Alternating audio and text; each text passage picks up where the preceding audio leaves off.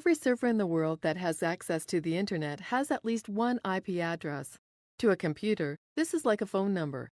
An example of an IP address is 74.125.45.100. Instead of having to remember a bunch of numbers, domain names allow us to assign a name to those numbers. Without domain names, you would have to enter an IP address every time you wanted to visit a website. Isn't Google.com much easier to remember than 74.125.45.100?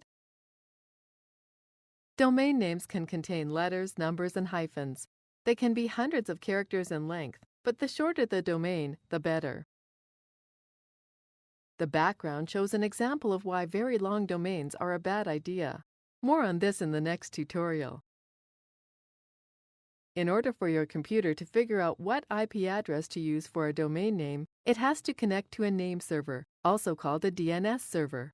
That server connects to another server, which connects to another, and so on, until a server is encountered that knows the right IP address for the domain name. When you purchase a domain name, you then tell the domain registrar that all requests for an IP address for that domain name should be directed toward your hosting provider's name servers. You'll find out more about domain registrars and how to buy a domain name a few tutorials later in this series. Once you've informed your web host the domain you plan to use, they'll configure their name servers to give your domain name a specific IP address.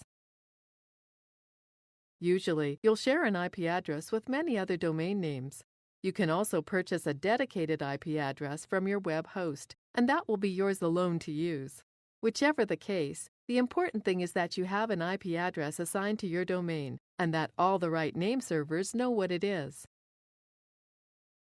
This completes the tutorial.